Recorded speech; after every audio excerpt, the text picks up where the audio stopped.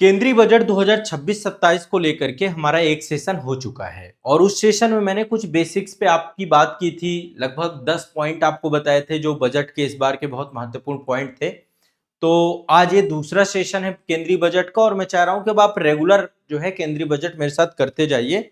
केंद्रीय बजट की एक डिटेल पीडीएफ भी मैं आपको आजाद एकेडमी लर्निंग ऐप पर अवेलेबल करा दूंगा। जो बच्चे फाउंडेशन बैच के हैं आपके बैच में आ जाएगी और जो बच्चे जो है इसको डाउनलोड करना चाहेंगे पीडीएफ को केंद्रीय बजट की, जो मैंने एक नोट्स के तौर पे बनाया है, जो मेरे नोट्स हैं मास्टर नोट्स हैं, उस पे मैंने आपको एक पीडीएफ दूंगा और बहुत बढ़िया से उसमें कंटेंट मैंने कवर किया है। तो बजट के बेसिक से शुरू करते हैं। बेसिक का मतलब है कि एक्चुअल में बजट को लेकर के संवैधानिक उपबंध क्या है, बजट तैयार करने वाली नोडल एजेंसी क्या है, बजट में क्या क्या चीजें आपकी होती हैं, ठीक है, बजट के चरण क्या हैं। जिन बच्चों ने बजट का पहला सेशन नहीं देखा, आजाद एकेडमी जो हमारा आजाद आईएएस एकेडमी का यूट्यूब चैनल है, इस चैनल पे आपको बजट का पहला सेशन बजट 2026-27 करके मैं एक प्लेलिस्ट ही बना दूंगा, ठीक है। उस प्लेलिस्ट पे आपको बजट के सेशंस मिल जाएंगे। बाकी ओवरऑल रेगुलर आपकी क्लासेस जब आपकी बजट की चलेंगी, इकोनॉमिक सर्वे का हमारा अलग सेशन चलेगा और बजट का अलग चलेगा, ठीक है। तो आपको बजट और इकोनॉमिक सर्वे दोनों देखने हैं। तो बजट के बारे में अब एक एक करके डिस्कस करते हैं, देखिए, और फिर इसके बाद हम फैक्ट में आते हैं। पहले थोड़ा सा इसका बेसिक बैकग्राउंड देख लेते हैं ताकि एक्चुअल में आपकी कोई भी क्वेरी रह ना जाए। हमारे संविधान का अनुच्छेद 112, ठीक है, आर्टिकल 112 आप सभी जानते हैं, आपने रट लिया होगा। हमारे जो प्रेसिडेंट ऑफ इंडिया हैं, भारत के राष्ट्रपति हैं, प्रत्येक वित्तीय वर्ष में, वित्तीय वर्ष का मतलब मैंने आपको बताया 1 अप्रैल 2026 से लेकर के 31 मार्च 2027 तक, 1 अप्रैल से हमारा फाइनेंशियल ईयर स्टार्ट होता है। तो एक वित्तीय वर्ष के लिए प्रत्येक वर्ष राष्ट्रपति जो है संसद के दोनों सदनों के समक्ष वार्षिक वित्तीय विवरण, इसके लिए जो टर्म्स यूज किया गया है, वार्षिक वित्तीय विवरण टर्म्स यूज किया गया है, तो बजट प्रस्तुत करते हैं।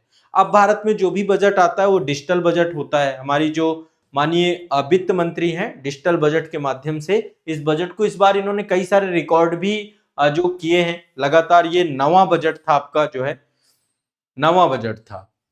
तो जो हमारा बजट है बजट को तैयार करने में वित्त मंत्रालय का एक आपका पूरा बजट प्रभाग है, ठीक है, पूरा बजट प्रभाग ही बनाया गया। वित्त मंत्रालय के अंतर्गत आर्थिक मामलों का विभाग है, आर्थिक मामलों के विभाग के द्वारा ही इकोनॉमिक सर्वे बनाया जाता है उसमें, लेकिन मुख्य आर्थिक सलाहकार होते हैं।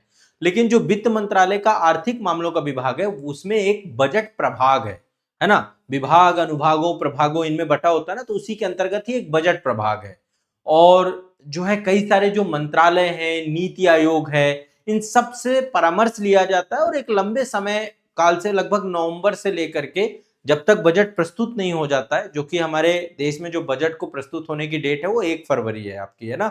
तो आपका जो है बजट जब तक प्रस्तुत नहीं हो जाता है तब तक बजट को बहुत जो है नॉर्थ ब्लॉक में इस बार जो है, जिसको हम कर्तव्य भवन कहते हैं, पहली बार जो है कर्तव्य भवन में इस बार का बजट बनाया गया और जो है वहां पर जो है पूरा ये बजट का कार्य आपका चलता है, संचालित होता है। तो बजट के बारे में उपबंध प्रावधान का है आर्टिकल 122 में, सिंपल सा आप सभी जानते हैं। भारतीय संविधान में बजट शब्द उपयोग नहीं किया गया है, वार्षिक वित्तीय विवरण यानी कि जो आपका एनुअल फाइनेंशियल, जो आपका पूरा का पूरा डिटेल्स हैं वो सारी की सारी इसमें रहती हैं बजट में, ठीक है। तो तैयार करने वाली संस्था मैंने आपको बता दी, वित्त मंत्रालय, आर्थिक मामलों का विभाग के अंतर्गत बजट प्रभाग, ठीक है। अब यहां पर यदि हम बात करें तो जब हमारा देश आजाद हुआ, देखिए किसी भी देश की अर्थव्यवस्था चलानी है, सबसे पहली चीज जरूरत होती है पैसा, और बजट में इसी चीज का एलोकेशन होता है। विभिन्न नई योजनाएं आती हैं, पुरानी योजनाओं को फंड जो है लॉट होता है, उसी के अकॉर्डिंग देश चलता है। आपका बिना पैसे के देश चलेगा कैसे, और उसके लिए बजट लाना जरूरी होता है। तो नीति आयोग से, नीति आयोग और जितने भी मंत्रालय हैं उन सबसे प्रॉपर परामर्श लिया जाता है और फिर बजट आपका बनना प्रारंभ होता है। आजादी के तुरंत बाद, मतलब 1947 में भारत का पहला बजट आया था और बजट काफी पहले से चल रहा है, जब अंग्रेज थे उनके टाइम पीरियड से बजट चल रहा है। तो बजट में क्या क्या चीजें होती हैं, कंपोनेंट्स क्या क्या होते हैं। एक तो प्राप्तियां होंगी, बजट क्या है, आय और व्यय का विवरण, ठीक है। थोड़ा सा ऐड करते हैं, बजट को आसान भाषा में वार्षिक वित्तीय विवरण है बजट 2026-27, क्या है ये, वार्षिक वित्तीय विवरण, यही है बजट, वार्षिक वित्तीय विवरण, ठीक है, यही है बजट। अब बजट में आपका जो वार्षिक वित्तीय विवरण है, इसमें दो चीजें हैं, एक तो प्राप्तियां हैं, दूसरा व्यय है। प्राप्तियां हैं और दूसरा व्यय है। प्राप्तियां और व्यय दोनों हैं, ठीक है। अब जो प्राप्तियां हैं, ठीक है, जो भी चीजें मतलब जो राजस्व है, प्राप्तियां भी दो प्रकार से है, एक तो राजस्व से प्राप्ति होती है, राजस्व प्राप्ति, और दूसरा पूंजीगत प्राप्ति। अब इन्हीं सब पे हम डिटेल से बात करेंगे। आज मैं चाह रहा हूं थोड़ा सा बेस आपका क्रिएट हो, ठीक है। और अभी तक आपने यदि पहला सेशन नहीं देखा तो उसे जरूर देख लीजिएगा, ठीक है। व्यय भी आपके दो प्रकार के होते हैं, पूंजीगत व्यय, गैर पूंजीगत व्यय, तो उस पर भी बात करेंगे। तो बजट में क्या क्या होता है, 3-4 पॉइंट आपको दिमाग में बैठा लीजिए। पहला होता है राजस्व एवं पूंजी प्राप्तियों का अनुमान, कि पैसा कहां से आएगा, फिर पैसा कहां पे खर्च होगा। तो एक्चुअल में देखें तो बजट में खर्चा होता है, व्यय होता है, व्यय होता है, ठीक है। और जब हम कोई खर्च अपना जब एस्टिमेट निकाल लेते हैं तो फिर एक्चुअल में होता है कि वो पैसा आएगा कहां से, जिसको हम प्राप्तियां कहते हैं।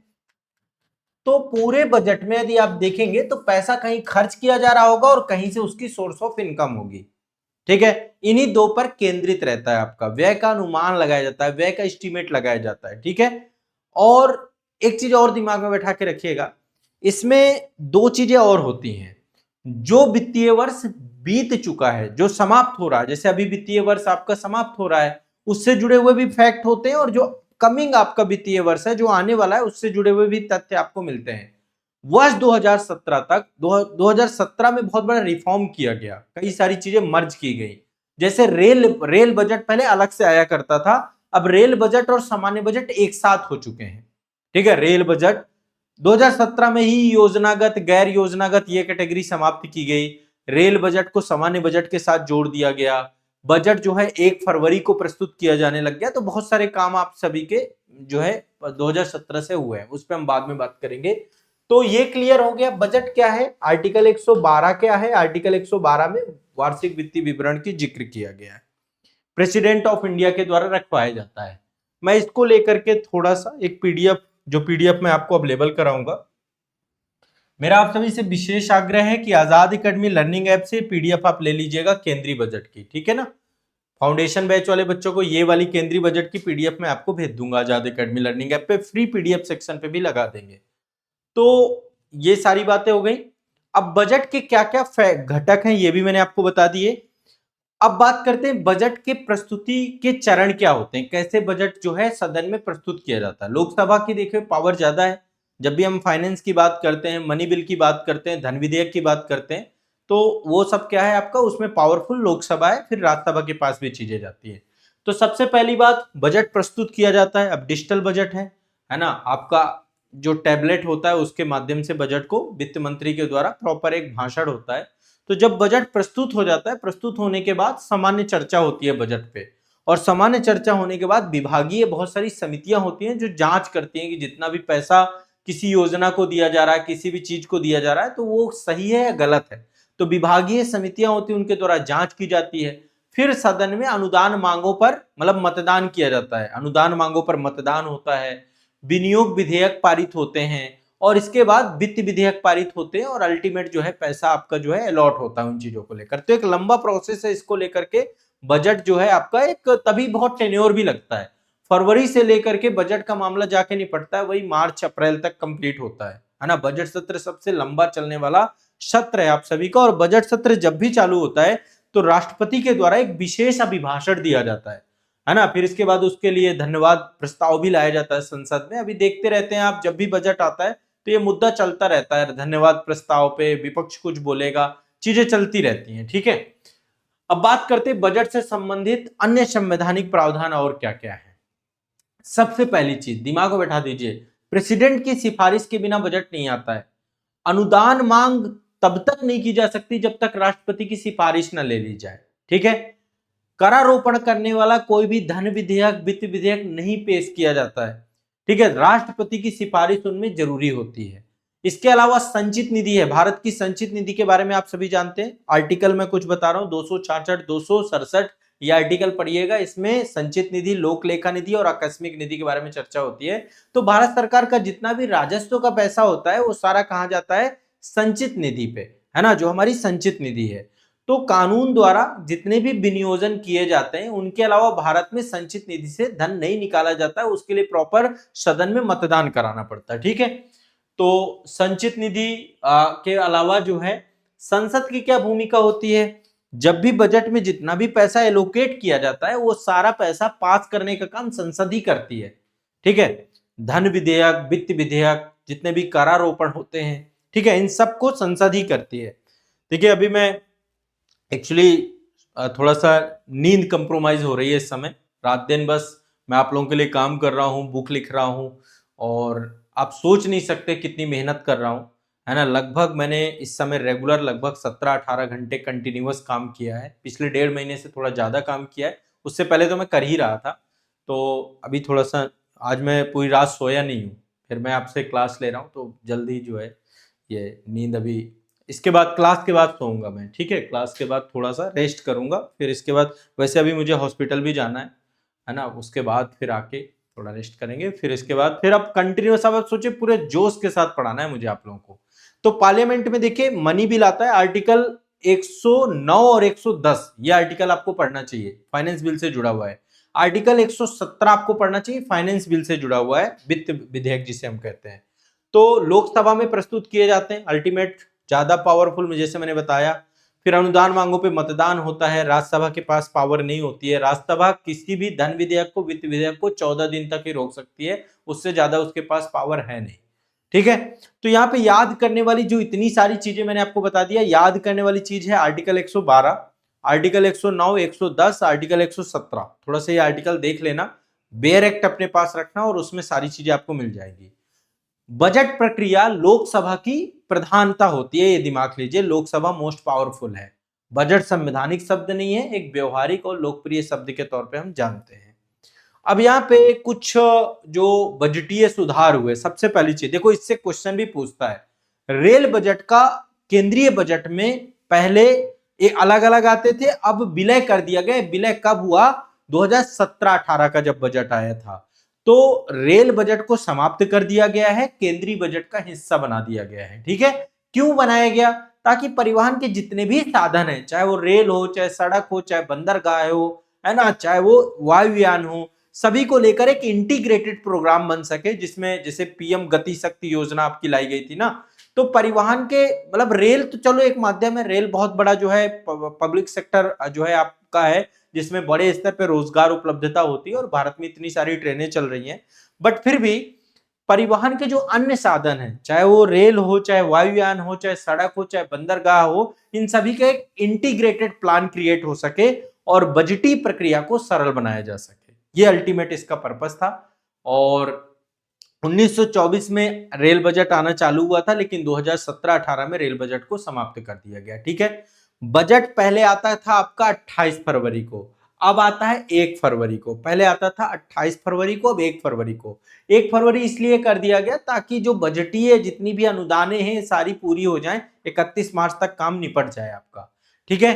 तो 2017 में मेजर रिफॉर्म आए हुए बजट को लेकर, बहुत सारे सुधार किए गए आप सभी के, ठीक है। इसके बाद जो है बजट का डिजिटलीकरण भी, आप सभी को पता है पेपरलेस बजट है, डिजिटल बजट है, बकायदा आईपैड लेकर के वित्त मंत्री आती हैं और बजट को प्रस्तुत करती हैं।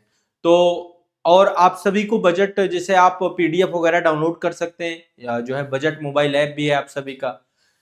तो इससे क्या है, ट्रांसपेरेंसी बढ़ती है, पर्यावरण का संरक्षण भी देख सकते हैं, क्योंकि बजट की प्रतियां सभी को अलॉट करनी होती है। तो अल्टीमेट जो है इससे क्या है, पेपरलेस कर दी गई प्रक्रिया, ये एक बहुत अच्छा जो है फैक्टर के तौर पे आप देख सकते हैं। और आम नागरिकों तक आसान पहुंच होती है आपकी बजट को लेकर के। तो बजट का डिजिटलीकरण किया गया, बजट पूरी तरीके से डिजिटल ही आ रहा है, ठीक है। ये आपको दिमाग में बैठा के रखना है। अब देखिए कई सारी बजट को लेकर के घाटे हैं, ठीक है, बजट को लेकर के घाटे हैं। और इसके बाद फिर आपका एक एक्ट है जिसको हम राजकोषीय उत्तरदायित्व बजट प्रबंधन अधिनियम 2003 कहते हैं। तो आज के सेशन में मैंने कुछ बेसिक डिस्कस किया, अगले सेशन में मैं बजट से जुड़ी हुई कुछ शब्दावली आपको पढ़ाऊंगा। इसके बाद हम केंद्रीय बजट 2026-27 को विस्तार से पढ़ेंगे, ठीक है। इसमें सब कुछ दिया हुआ है। देखिए शब्दावलियां भी मैंने ऐड कर रखी हैं, पीडीएफ में मैं आपको सब कुछ अवेलेबल करा दूंगा और आप मेरी क्लास के माध्यम से आसानी से इसको समझते हुए भी चलेंगे। मैं क्लास में बहुत फ्लो में बोलता हूं, जब भी क्लास में जब मुझे पढ़ाना होता है तो कई बार आप मुझे जैसे कोई भी चीज लिख रहे हैं छूट जाए, आप वीडियो के एक बार फिर से बैक कर सकते हैं, ठीक है ना, आपके पास विकल्प है, अच्छा विकल्प है। तो मैं कई बार गति से पढ़ाता हूँ, गति से लिखवाता भी हूँ, तो आप लोग परेशान मत हुआ करिए, बस फैक्ट अपने नोट्स बना लिया करिए, ठीक है। तो अगले सेशन में बजट से जुड़े हुए सारे घाटे भी हम लोग विस्तार से डिस्कस करेंगे, उन पे भी बात करेंगे, ठीक है। चलिए।